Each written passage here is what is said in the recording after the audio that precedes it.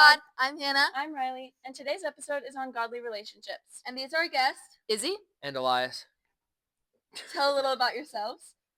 I'm Izzy. I'm 16, I'm Elias. I'm also 16. and we've been dating for about a year now. Yep, that's right, a year.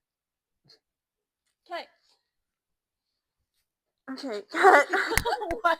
Okay, I'm not. Okay, I can't say I anything. know, I'm sorry. I can't Can you say sit back in anything your chair? funny. You're like, Yeah, cutting you Izzy need off to be from like the video. relaxed.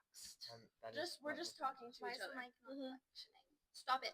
Here, so tell us we about can yourselves. keep There we go. that first part and then just cut to the next portion. Yeah. Okay. Well, let's just start over so I don't have to figure out how to do that. No, Wait, Hannah. turn the mic on. It's not. Guys, I'm not gonna be able to say anything funny, or you guys are gonna like I know. break down. So, I can't do anything funny. Okay, Ready, just start cut. over from the beginning. And Okay. start. Welcome Welcome to the Renewed Pod. I'm Hannah, I'm Riley, and today's episode is on godly relationships. and these are our guests. Izzy. And Elias. And tell a little about yourselves. I'm 16. I'm also 16. I play volleyball. I have been for most of my life I also played volleyball. for 1 year. And how long have you guys been together for? A year now. Yeah. We can cut that out. Okay. All right, let's jump right in. So our first question. Oh. All right, let's jump right in. Our first question is, how or what do you do to keep God in the center of your relationship? Good question. Thanks. So that's something that we as a couple have been struggling with as much as any other couple would. I think one thing that we do on a regular basis, would be to pray for one another. Just about, things that, is happening in life, praying for each other, spiritually and emotionally and mentally. I think it's important to keep your partner accountable as well in whatever they're doing. Have you prayed today? Have you done your Bible study? That's something that we do quite a lot because, we get busy and it can be hard to prioritize that. Yeah, I would agree with that, especially the accountability thing. It's really hard and it's really annoying sometimes because we're all human. So a lot of days, I don't want to go and read my Bible. I'd rather scroll YouTube shorts, but it's really important to keep you and your partner accountable. So I'd say accountability is one of the biggest things. Yeah. I think that kind of goes with some of the verses that we picked, or just like loving each other that way and like showing love through doing that. In Ephesians 5, where it kind of talks about like husbands, love your wives just as Christ loved the church and gave himself up for her, to make her holy, cleansing her by washing with water through the word, and to present her to himself as a radiant church without stain or wrinkle or any blemish, but holy and blameless. In the same way, husbands ought to love their wives as their own bodies. He who loves his wife loves himself. And just kind of like, I don't know, I feel like it kind of goes with what we were talking about. Like, I feel like you hold each other accountable because you love each other, and like you want that for each other, and that kind of cleanses you, or you know what I mean, like cleansing each other with the word of the Lord and stuff. And I think Christ set an excellent example for that in the way he loved his disciples. So as you read through the New Testament, you see a lot about how Jesus treated his disciples, and some ways are very similar to how you should be treating your partner. I think that also goes with we were talking about accountability and holding each other accountable, where like Jesus held his disciples accountable and made sure they prayed every morning, and like we're following his teachings and stuff too. I also believe that love isn't just shown in like what you say, it's also shown in your actions. So showing that, hey, I want to keep you accountable because I care about you, that's crazy important to show your partner that you care about them and that you love them. Yeah. So I know we're just talking about like dating relationships today, but that verse talks about husbands and wives. So I think the ultimate goal from like a Christian relationship is obviously to date to get married. So I guess I just like want to see like where you guys stand on that and like how you're navigating your relationship for that. So that was a conversation that we had at the beginning of our relationship. We were like, okay, so we both have feelings, right? And do we see this relationship going anywhere? Even if we have feelings can fade. Something that we both stand by is love is a choice, not just a feeling. And so love is also an action. And so you do that by, again, showing accountability, and asking, for prayer and praying for your partner. Um, but I also just think dating to date can be unhealthy, especially in this generation. We're dating to sleep, with someone else, and that can be just unhealthy for both people. Um, so that was definitely a conversation that we had before we started dating. Um, I stand in that very spot. If you're going to date, it would be for marriage, and I still think that's a conversation that we have continuously. Mhm. Is this going to, is this healthy? Do we see marriage in the future? Yeah, especially nowadays. Today is a lot about hookup culture. So Mhm. basically, nowadays people are like, body count, how high is yours? Oh, that's so cool. And times are obviously changing, and um, I've always stood by dating is for marriage and marriage only. And well, it should be fun. Like you don't want to, have a terrible, unfun relationship where there's no joy in it.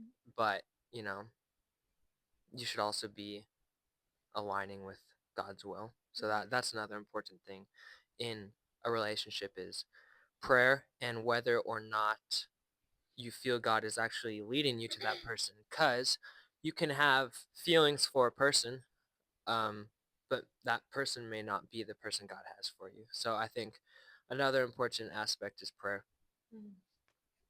Yeah, we talked about that a little bit in the last episode on singleness, like the dating just to date because you're desperate and you see like relationships around. Um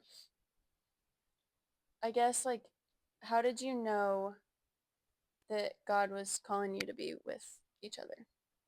So I know for him it started a little earlier than it did for me. We were friends for about 6 months, and I didn't see him in a romantic way. Mhm. I thought we were really good friends, and I wanted to pursue a friendship with him. And it wasn't until, again, 6 months in, I had been praying about it, and I had some family members come up to me and was like, "Hey, I've noticed that you've had this boy around, and he seems, really nice and sweet, and I think that he's good for you. Have you considered do you see anything in the future?" And I was like, "Well, not really, but I've kind of been praying about it, and I might see something." Mhm. And I was like, he's sweet, he's funny, and he was the kind of person that I would be looking for. I know you guys might not agree, but I think everyone would agree, really. I'm a pretty nice, sweet, humble person.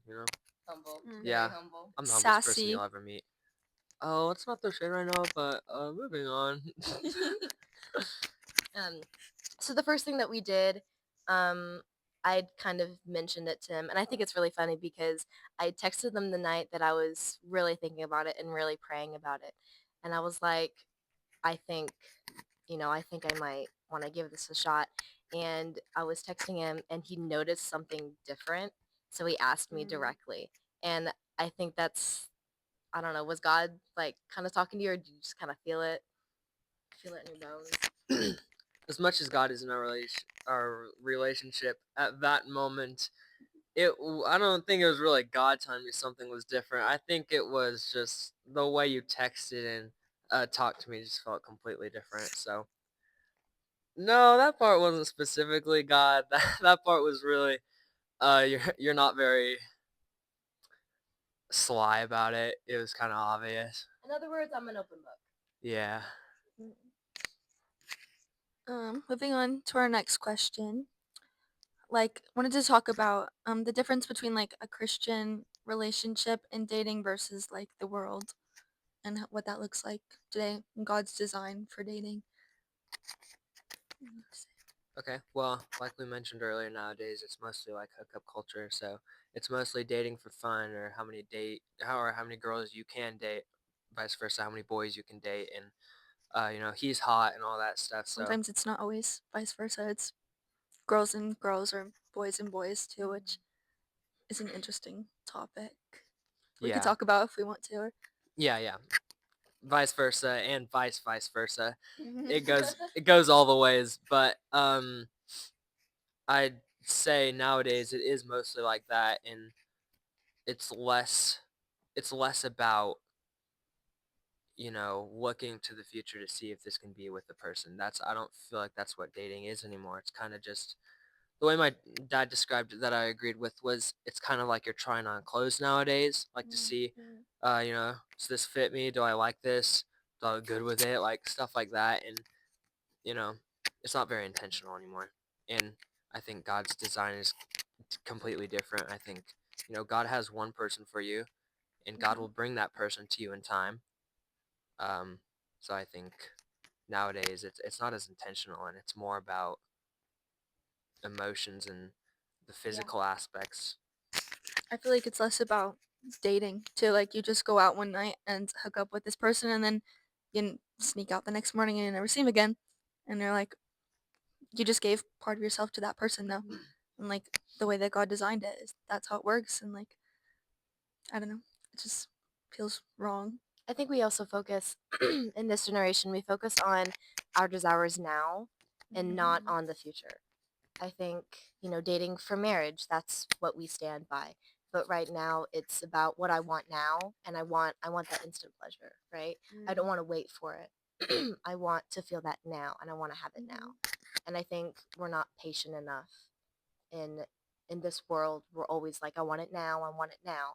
We're not taught patience, but with the Lord we have patience.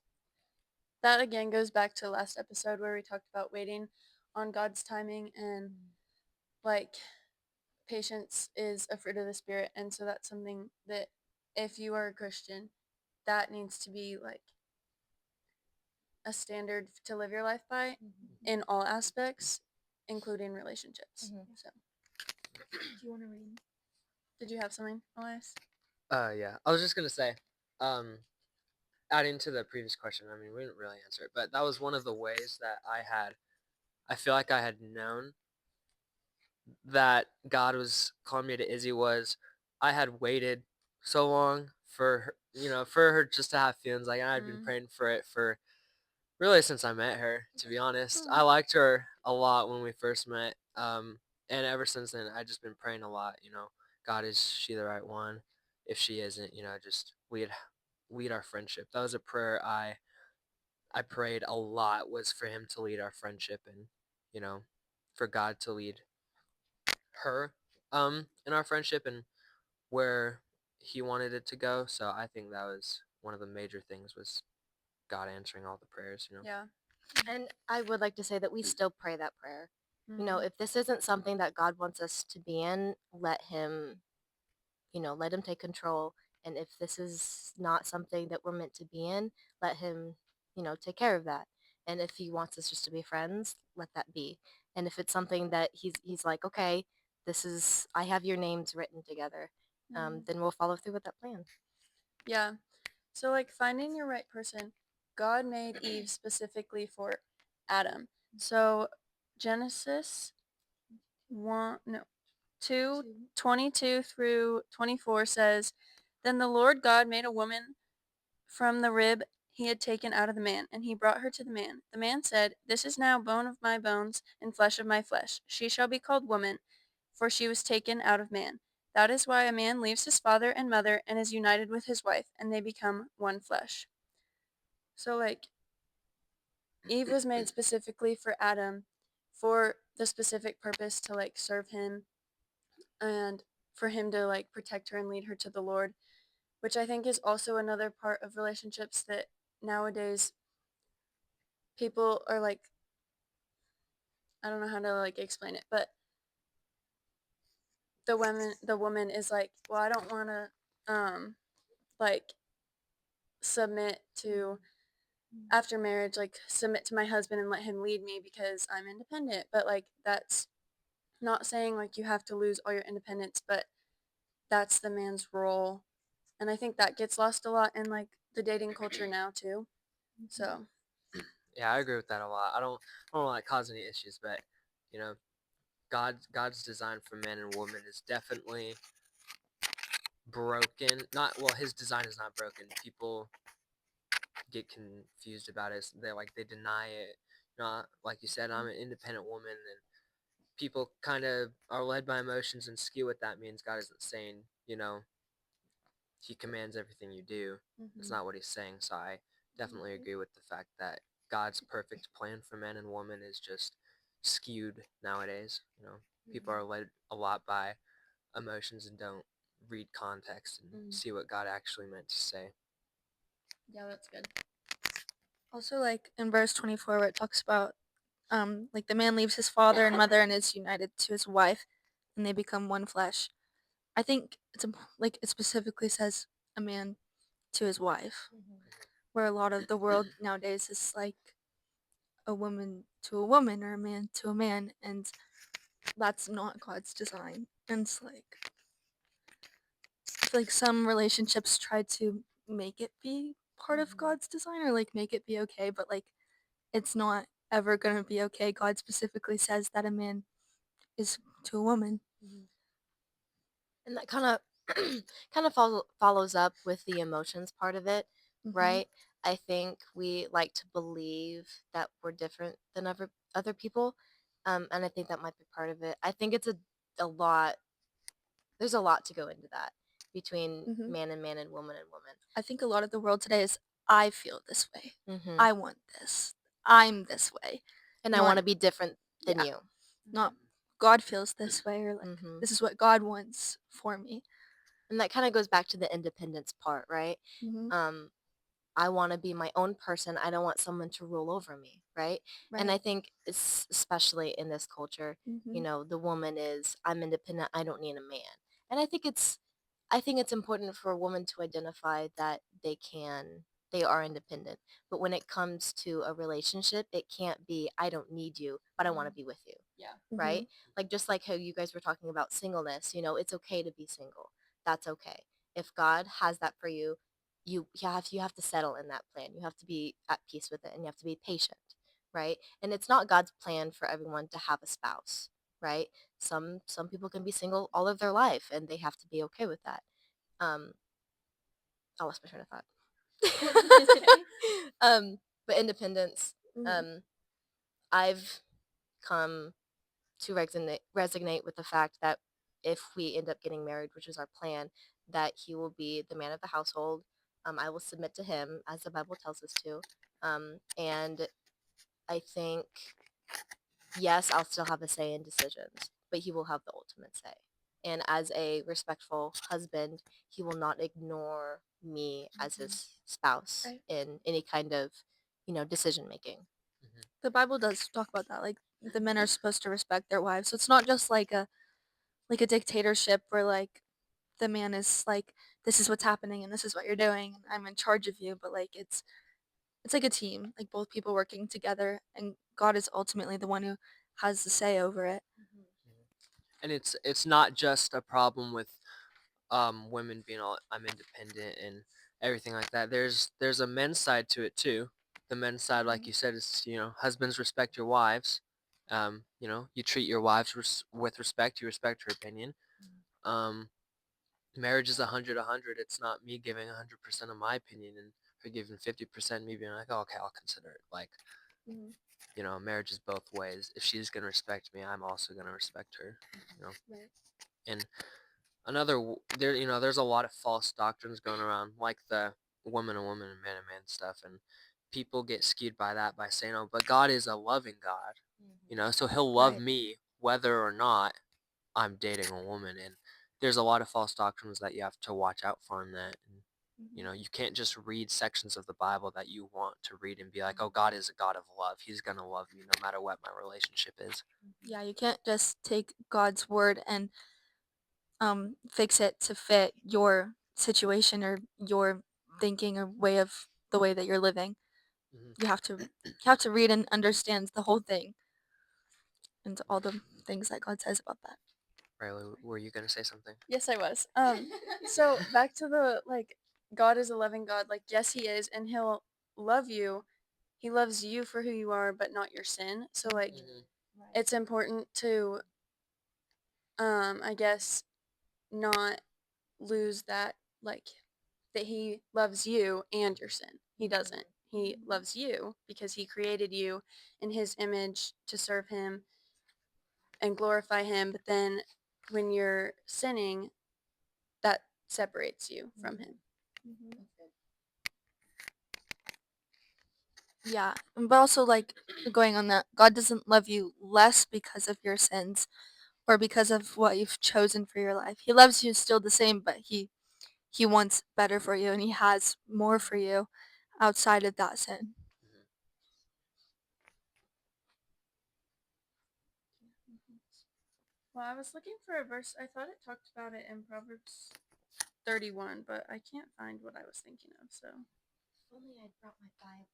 I have a talks whole about it. section like highlighted about relationships. We talked about it at youth not that long ago when Seth was. He talked about it like as this was from earlier conversation in this talk, but the like man respecting the woman and like the woman submitting. But I Mhm. couldn't find it. I was gonna read that verse, but I don't know. Don't quote her on that. Okay. I think a lot of relationships is about respect, not just like love, because like you guys said, love is a choice, but also respect is a choice. Like you choose to respect each other, or you choose not to respect each other, which would be a really unhealthy relationship. But like um, relationships are a choice. Having a good relationship is a choice, and like doing it under God, and I feel like you guys are doing a good job of that and keeping him in the middle and like coming to youth group together and like going to church things together and doing things with God. Like I feel like a lot of dates nowadays are like, let's go get drinks at the bar together. But like we should renormalize like let's go to church together and get coffee afterwards. Like I want to have a church date. Preach. Perfect date, church, and then I was gonna say Chick-fil-A, but you can go to Chick-fil-A on a Sunday. Church, okay, youth group and then Chick-fil-A. That's distasteful. Church and then coffee or something Church and coffee. afterwards. But I'd also like to say, like, we want a relationship to be healthy, right? You don't want a toxic relationship. And I know some people are like, well, I'm going to get a toxic man and that's good for me. No, it's not. We want a relationship to be healthy and we want each other to be healthy. And if something that we've come across recently is communication, that's something that we've always talked about. That's ironic. Um, um, but just making sure that we can communicate through everything going on. And we're both very stubborn when it comes to Oh, really? okay, Hannah. Let's not get judgy. Um, but when it comes to my feelings, I get very stubborn on how I feel. And it might be a toxic trait, but I tend to keep that to myself. And he's taught me to if we want a healthy and strong relationship, I need to be able to communicate that with him. And so we've come across that recently. It's just making sure that if I have an issue or if I'm frustrated about something or I'm mad at him for something, I need to come to him before I sit in hours of just, oh, he did this, oh, he did this. No, pray about it and talk to him about it because afterwards I always feel a lot better and he always makes me feel a lot more comfortable in my own feelings. Yeah. And one thing that makes it a lot easier for us, for me, is like I said before, she's not very good at hiding things. So I can very easily tell when something is wrong, but that might not be the case for you in your relationship. Your girl, your guy might be a silent person, and I've met people who are just very silent people. And uh, personally, I personally can't do that. I need my person to be open and honest, and you know, Izzy's a very open and honest person, and I really appreciate that about her. But sometimes, we're all human. Sometimes she still wants to gatekeep from me and not tell me what's going on. So, um, open communication is crucial in a healthy relationship because if you're not communicating, then something is gonna end up wrong. Like if I did something, if I made her mad or if I annoyed her and she's not telling me that, then I'm gonna do that again, most likely. And that's gonna build up more and more, and that's gonna create resentment, and it's not gonna be a happy or a healthy relationship. But I'd also like to add on to that. Just because you're a little annoyed doesn't mean you need to come to them and be like, this annoyed me, stop doing it. Yeah. Right? you don't want to change the other person. And that's a conversation that we've had before. And I'm like, this frustrates me, but I don't want to change you. But he's like, but this is something that I need change in.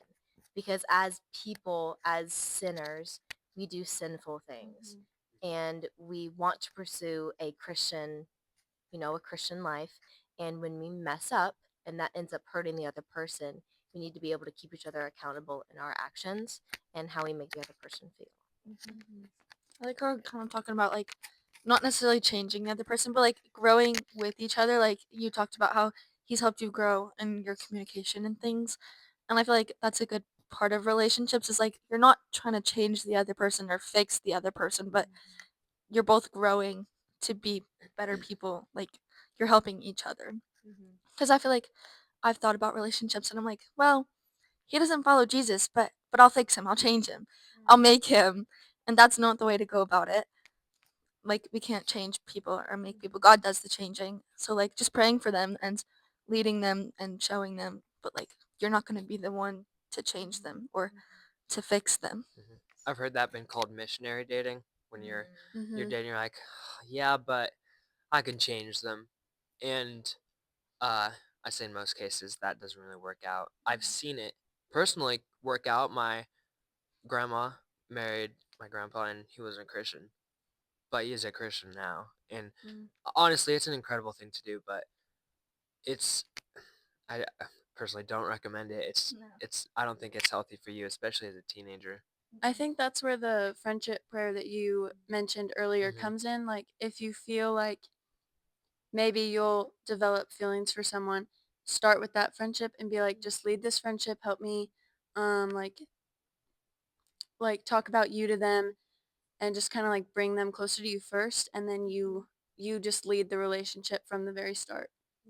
And then if he's like, no, this is not like that, you're not the person to lead them to me, then he decides what happens. But I'm so glad we had a friendship beforehand.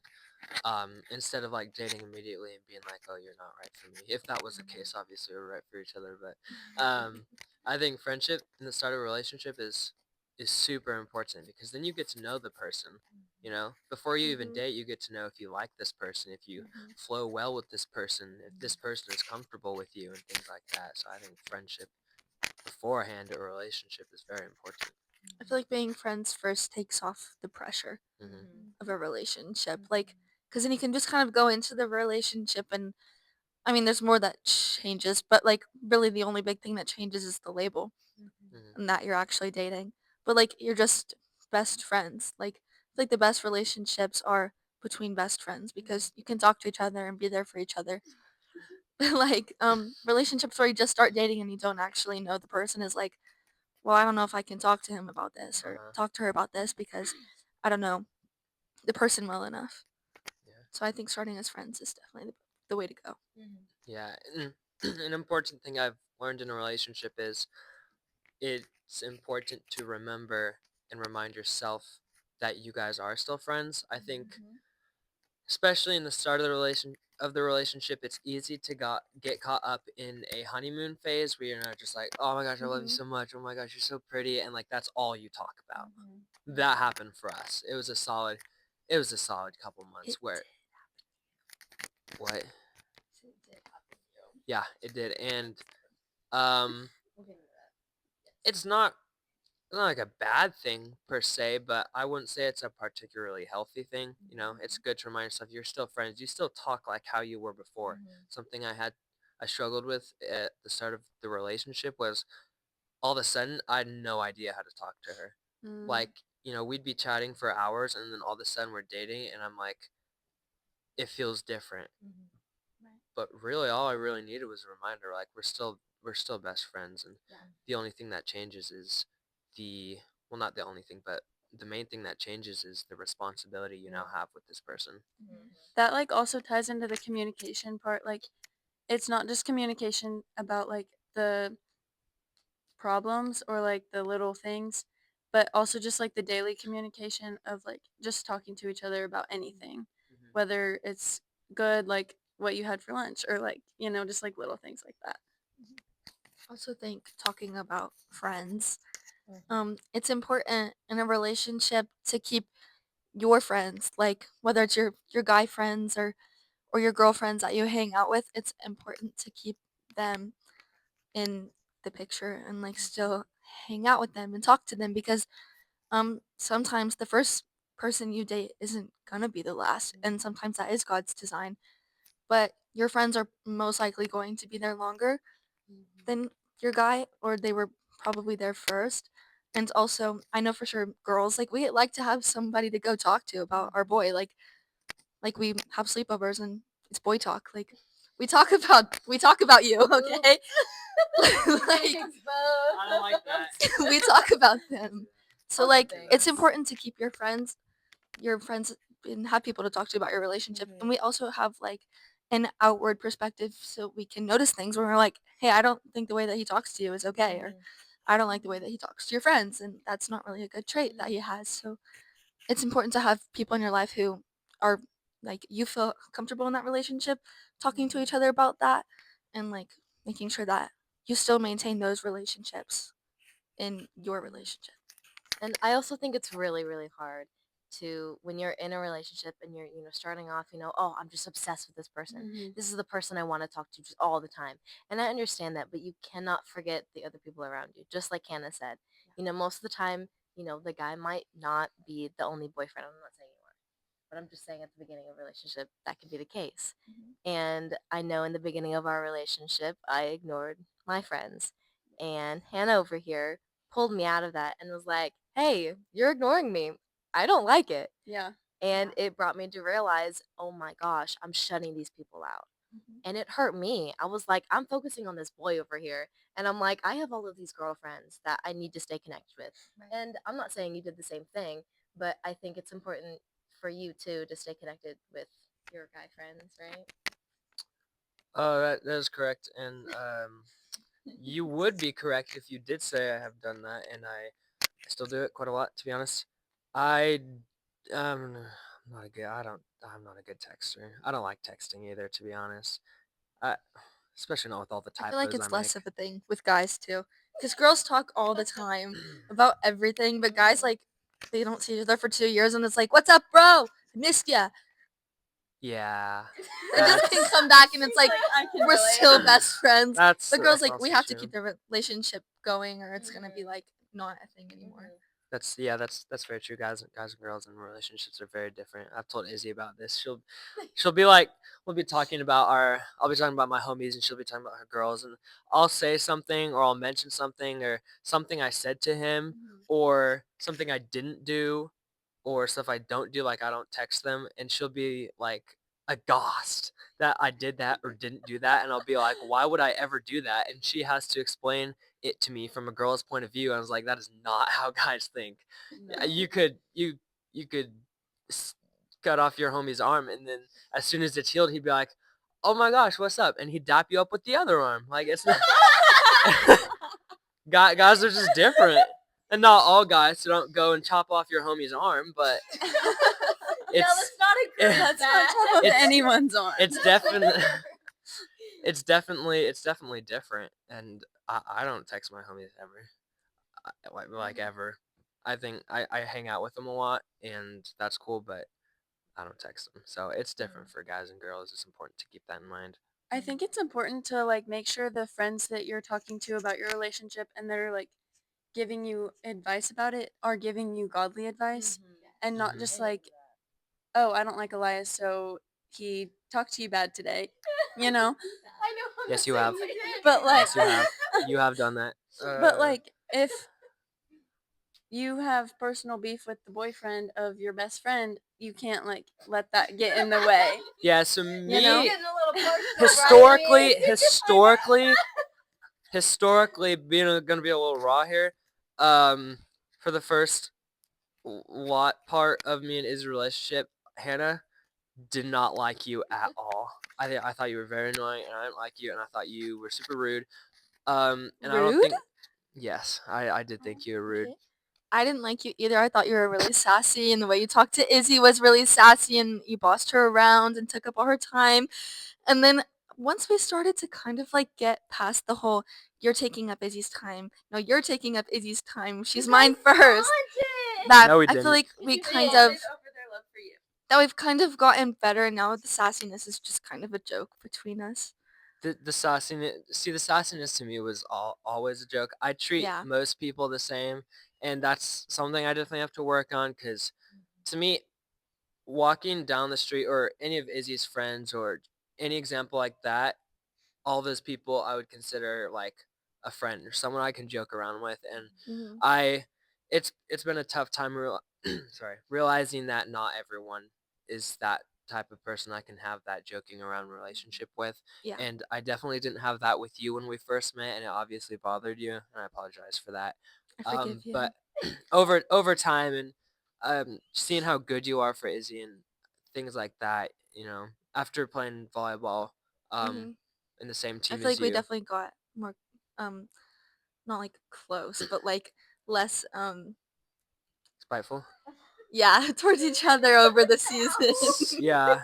I'm not sure if this is a therapy session or a podcast. We're just apologizing all around. all the beef was Moving just in the background, guys. Did you hear? Yeah, Izzy and I are like, what was that? And you There guys was moving in the background. all the beef was just released to the internet.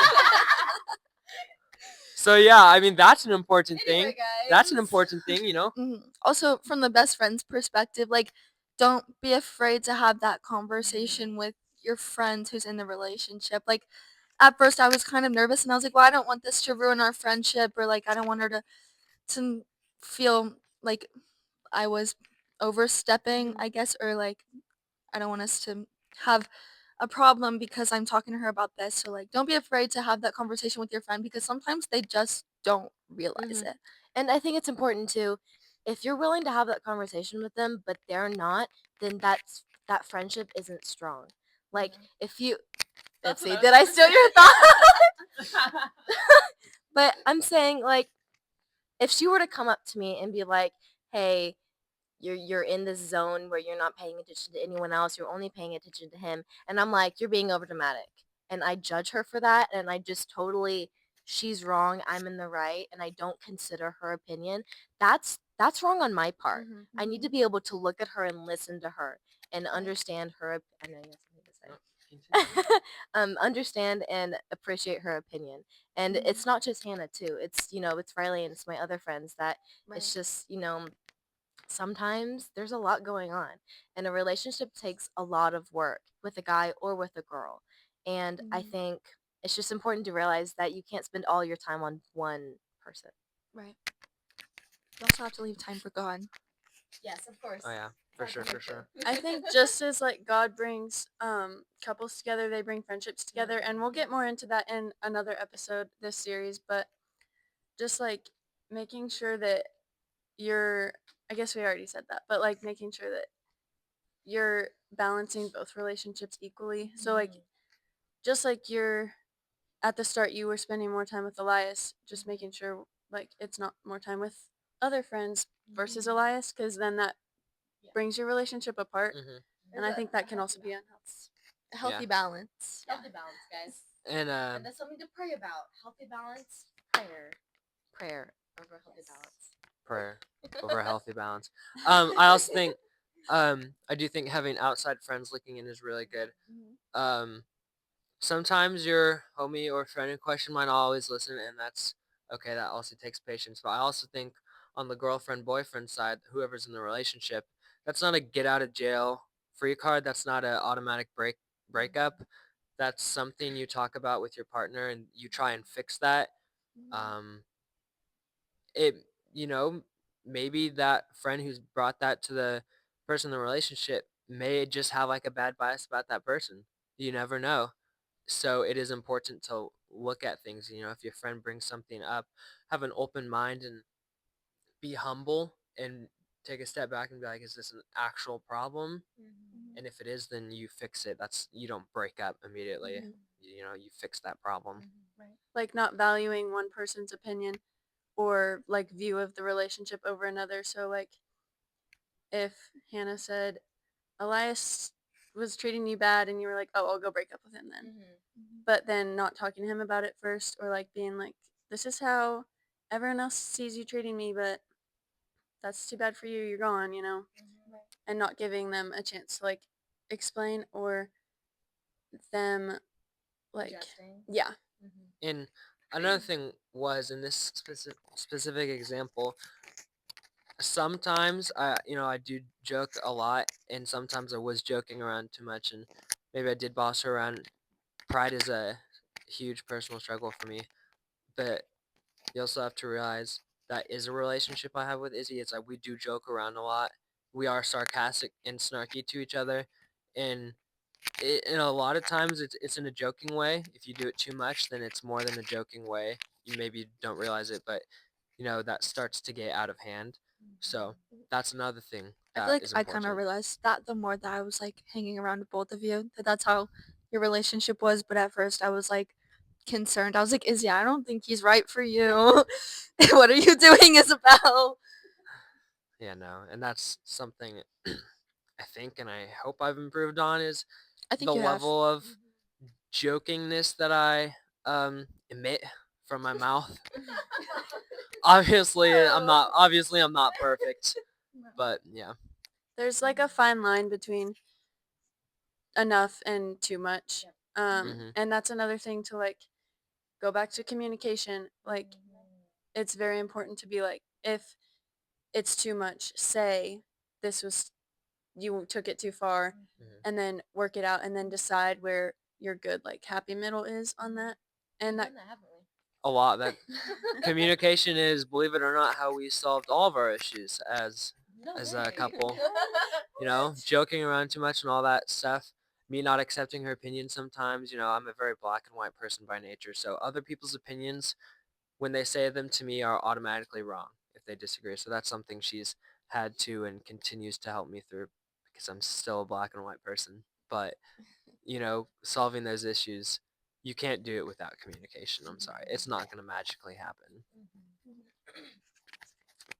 I think that's probably Was there even a question? good. Oh no, sorry, we just kind of. Yeah, We just, that's no, okay. That's okay. We just All let right. the spirit lead it. Well, Let me ask you two a question, actually. okay. What do you guys want the viewers and the people to get out of this video, this podcast, this episode? What do you guys want them to get out of it? I just want people to like have some godly advice in their back pocket, like from a viewpoint of a teenage relationship that is Mhm. Christ-centered, as like a bit of a role model. Not saying like you guys have the perfect relationship and everyone should match yours, obviously, but having just some advice. Okay, yeah. Well, I think like the whole purpose of this podcast, like it's based off of Romans 12, 1-2, where it's talking about like don't be conformed to the world and like renew your minds in Christ. Where like so like knowing the difference between the way that God's designed for you to have a relationship and the way that the world is designed relationships is totally a separate thing. Like we hold each other accountable. We communicate about our problems. We have friends who like also hold us accountable and make sure and like give each other godly advice, and like we do it in the way that God's designed to date, to marry, and with a man and woman versus the way that the world's kind of designed it. And like just knowing that there's a difference and don't conform to the way that the world has designed relationships, because it's just going to lead you to heartbreak and just you're going to lose your way. It's in the also world. not to say that worldly relationships can have conversation and accountability. Yes. They can look like good, solid relationships. And I think that's where people can get mixed up. And it's like, hey, these people aren't Christians, but they have a fine relationship, right? Well, dig deeper. And where is that relationship like centered? Because it's not centered on God. And so I think that's, you can see a relationship and it's like, oh, look, they're communicating just fine. That means we don't need Jesus, right? Well, that's not the case. Yeah, and I think a lot of times people can like put a like fake front in their relationship when they're around other people. And then like when it's just them, that's where the bad, not godly part is. And I think you can have a good looking relationship without Christ in the center, but it's not going to be as fruitful and as loving and all the things as a Christ centered relationship. Yeah. So, you said you wanted the viewers to have some advice in their back pocket for teenage living in a relationship. So, I think it'd be a good idea. We've talked a lot, so I think it'd be a good idea to just give some quick, like maybe a synopsis of some advice that we have. So, that's good. you especially since we're nearing the end, this is what you can remember from the podcast. So, Izzy, you can go first, and then I'll go if I have anything to add, and then you guys can continue on. It's a lot of pressure, man. But I think communication is huge. I know that's the first thing we touched on, but communication is huge, especially in our relationship. That's something that we found so much peace in, and just communicating with one another and making sure that, hey God, we're talking about this, making sure that he's present in all of our conversations is also a huge thing. I don't know, man. I think deciphering what's the feeling of love and the action of love, choosing to love that person, and making sure that that person is right for you, and making sure that you're praying for the relationship, not just between the two of them. Oh God, I just pray that, you help the two of us and that we connect really well. No, pray that it's the right person to talk to and to pray for, if that makes any sense. Yeah. Especially on that, deciphering love, feeling versus choice. That's why I don't like the phrase falling in love, because what's that mean you can do? You can fall out of love. I definitely stole that from one of my youth leaders, but it was a good phrase, so I'm going to use it anyway. So, I mean, there's 4 different types of love, I believe, and the most important one is agape, which is agape love is a choice. That's not a feeling. So I think that's important. And agape, if anyone doesn't know, is a sacrificial love. That's the love that God and Jesus showed us when he died on the cross. That's what agape love is, basically. So some of my advice, I'd say, is in more practical ways. So if you're a teenager in a Christian relationship, or a relationship you want to be a Christian relationship, some things you can do are pray with your partner. I'm not sure how often you should, because that's a really hard thing to do constantly. Not because it's bad, but because we get caught up in the world and things we'd rather do. So I'd say at least once a week, and then as your relationship grows and you become more consistent, you should start doing a lot more, and eventually it'll be daily, and that's Start small. yeah. Yeah. I mean, you can't just jump in and start praying every day, because you'll fail eventually. So praying together, I think it'd be a really good idea to start a Bible study together. One that maybe specifically talks about relationships and Christian dating. One thing my dad did for us was he gave us a book for us to read. The book, we haven't started it yet. The book is about, based on the cover and the title, it's about boundaries in a Christian relationship and what those should look like. Boundaries in a lot of ways. I think the main one the book is talking about is physically, which is something that you need to keep under control if you want a healthy Christian relationship. I have So a whole other video about that. I bet. Yeah, we need a whole other We can be on that one. We can be on that one. one. So starting a Bible study together, reading a book together, I highly recommend reading a Christian dating book together. My dad has given us There's so many this great book options. called the Bible too, if you want to read that. But yeah, We do share verses. that is what I meant when I said Bible study. Oh yeah. Bible guys. So yeah, doing that is another practical thing. I'm a practical person. I love when people give advice, but I hate when it's not practical. Right, So, like it's just advice, but there's no way to like follow through with it. So some follow through practical advice would be those No way two to things. apply it to your life. Another practical thing, which it sounds like they've got a video on, is boundaries. You need We to will. set those. Someday. Yeah. We got yes, we got so much planned for you guys. Stay tuned for the Christmas episode. It's gonna be It's gonna be amazing. epic. I have no idea what they're planning, but I'm so excited. Guys, it's gonna be so good. Guys, it's gonna be amazing. Okay, sorry we interrupted you. no, you're fine. Continue. You're fine. We're really excited about that. So, boundaries is an important thing. Physical boundaries, especially because inevitably when you're in a relationship, that's gonna be a problem, especially in modern day times when you get exposed to that a lot more than someone maybe our parents would have been when they were our age. So that's something we set immediately and something we continue to set as we realize more flaws in ourselves and as we grow closer, Yeah. feel like we've indubitably also- desires grow. We spent a lot of time talking about how God's in our relationships, but we also have to remember like the enemy can be there too, and like the temptation is always gonna be there, and you have to choose to follow what God is telling you to do and to keep those boundaries, even though Satan is probably going to tempt you into wanting to move past it and go further. Temptation is not a joke at all. Temptation is not a joke. I think it's definitely something that can be blinding, absolutely blinding. And that's where boundaries and prayer is so important.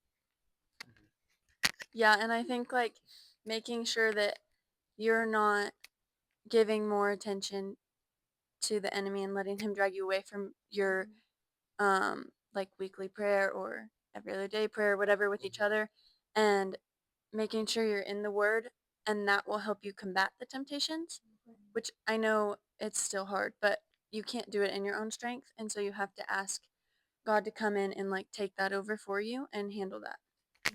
Like the part in the Bible where Satan is trying to tempt Jesus, and the only way that he makes him go away or like doesn't give in to the temptation is he's quoting verses back at Satan that Satan is using against him. He's like, well, this is what my father says, so no, I'm not going to do that. I won't let you tempt me into disobeying him and what he's asked of me. And I think, like, going back to what she was talking about with staying in the word is like knowing what God says about that, and then repeating the truth to yourself when Satan gives you those lies is the only way to like overcome the temptation. Okay, so prayer, Bible study together, boundaries. Write these down. These are important. One of the most Take notes, guys. Yeah, one of the most beneficial things that I've had for our relationship is talking to your parents, assuming they're Christian parents, and talking or finding two. Could you text my mom and let her know yes?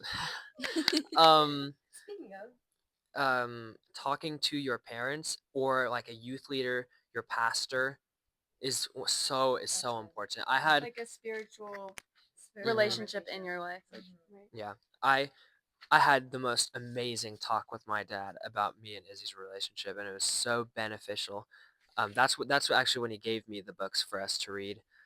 So have someone in there who can give you advice. So have an adult who's gone through that stuff, because they were our age once. They know what we're going through. Right. So if you don't go to church, find a church. If you don't go to youth group, go to a youth group. The youth group we all four attend to. Joey Chase is one of our youth leaders, and I talked to him. He's been on an episode. Yeah, he has. You want to Yeah, go watch that one? he's been on an Episode 2. episode. So if you're a faithful follower of this podcast, you would know Joey. But I've talked to him a lot about our relationship, and that's one of the most crucial things, because I'm only 16. I don't know everything there is to a relationship, and Joey he's married. Like, he knows what I'm going through, and he knows the struggles that we'll have. And so finding a spiritual partner to lead you through the relationship is very Like important. a spiritual mentor. That's a practical thing you can do, is talk to a youth leader or a parent. I think your parents, if they're Christian parents, should be your first go. I like how you talked about parents because they're kind of like our first example of what a godly relationship looks like. Or As should long as be. as long as their relationship is deeply rooted in the Lord and is like following what God says, then like that's your example that you're around all the time and you're watching what they're doing, and like so you think your parents is a really good option. Yeah, parents should, if they have a good Christian relationship should be your first go. And I know if you're anything like me, talking to your parents can be hard. I don't like deep and close talks like that. But trust me, you just gotta go for it, and you just gotta get it started. You just gotta go out and ask for it. Humble yourself, whatever it is. Your parents love you. Hopefully, if they're Christian parents, and they'll probably love you. So go to your parents, and I know, some people don't have great family lives, and I understand that. I have some friends who go through that. So if you don't have a great family, then you know there are plenty of people that you could reach out to that we could we could give you numbers for. Like there are there are resources you can find, and if any of you guys um, need someone like that, then please reach out to us, and we'd love to connect you with people. Yeah, you can DM us on Instagram or comment on the video, and we can get you connected with people or even with us that can help you with things like that. Hmm. Also feel like sometimes it's not always gonna be your biological parent. Like sometimes God has spiritual parents that Hmm. He puts in place for us to be those people for us, because He wants that for us, and He Hmm. has somebody in for us that is going to lead us that way and be that person for us. So it's not always your parent that like is taking care of you or gave birth to you. It sometimes is a spiritual person that God will bring to you or Hmm. lead you to. And if you really want a person, pray about it. Mhm. God will provide. I believe that is something that is aligned with His will. If you're looking Yeah. for a person to actively help you in your Christian walk, especially with a partner, then I firmly believe that God will bring someone to your life. Yes. You just have to be genuinely open to it. Mm-hmm. Do you want to read your verse? I'd be happy to read my verse. So I've been looking for this one. It's kind of back to what were we talking about? Temptation. So First Corinthians. This might get sensitive for you guys. 1 Corinthians chapter 6, verse 18. It says, "Flee from sexual immorality. Immorality. All other sins a person commits are outside the body, but whoever sins sexually sins against their own body." This is 19. "Do not know that your bodies are temples? Do you not know that your bodies are temples of the Holy Spirit?" I'll get it right, guys.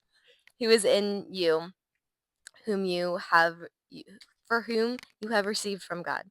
Guys, it took a lot out of me. That's okay. Yeah. Then definitely goes with temptation and relationships and keeping those physical boundaries, because um that is a sin against God, but also yourself. Like we're God's temples, and there's other verses that talk about like not destroying the temples and that we should put good things into us, and because it glorifies God. So like by doing that, it doesn't make you less of a person or like less wonderfully made or um less of a Christian, because um Jesus died on the cross for that, and He forgives us for that, and we're given grace for that. But like He specifically says not to go there, not to do that. And to flee from Mhm. sexual immorality, and the temptations that come from that. Yeah. Not only is it a sin, but it's um, sexual acts or temptations. I think are very unhealthy for a Christian relationship. It's Mhm. because then that's kind of what it becomes all about. That's kind of just all you do, and you know you can't. That's not a healthy relationship. Is just doing that, and it might not just be the obvious birds and the bees. It might be other things like making out and things like that that Yeah. or touching in inappropriate ways. There's still things that um, I believe are unhealthy for a relationship because Right. And when can you lead to other things, right? yeah, and can lead to Yeah. other things. I feel like And it brings a different level of attachment to the person too. Like if it ends up not working out between you, it's gonna be harder for you to walk away from that person and separate, because you shared that part of yourself with that person now.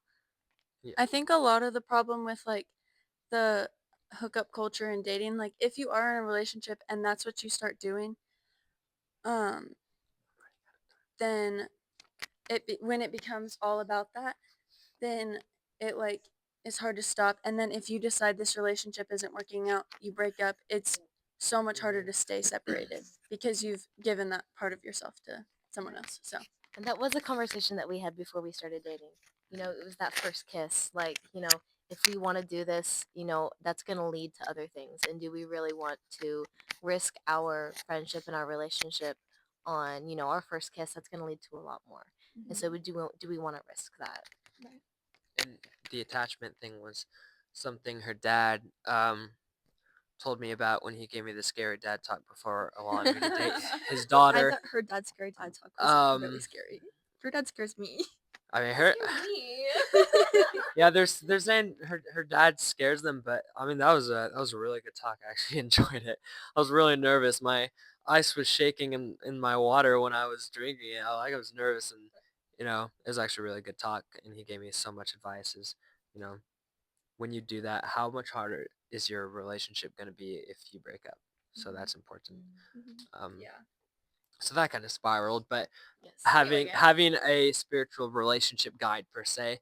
And then I just think I have one more main thing as a practical thing is husbands obey or husbands respect your wives and wives respect your husbands, or if you're just in a relationship then respect each other. Practically how that looks is obviously communication, like we've already said. Listening more than, like, you can talk and communicate all you want, but you have to listen to what the other person says too. Um, so that I think that's very important. And the most important thing for a guy in a relationship to me is to keep your woman on track with the Lord, to keep them accountable, and vice versa for, you know, if you're the girl in the relationship, to keep your husband accountable. It goes both ways. Remind them to read the scripture every day. You know, encourage them to listen to some gospel music on their ride to work. Simple things like that. Prayer and reading the Bible, I think, is the thing we struggle with the most. So that's what we keep each other accountable with the most, is reminding each other to read our Bibles and helping each other to grow spiritually in those ways is a practical thing you could do. It's not an easy thing to do, but it's a practical thing you can do. Yeah. So I've probably had tons of genius thoughts throughout this thing, but those are the practical things I can think of right now. Remember, guys? Yes, Humble. let's remember what Jesus said, be humble. Well, guys, I think that's all we have for this episode. Remember, you're loved, you're chosen, and to live renewed.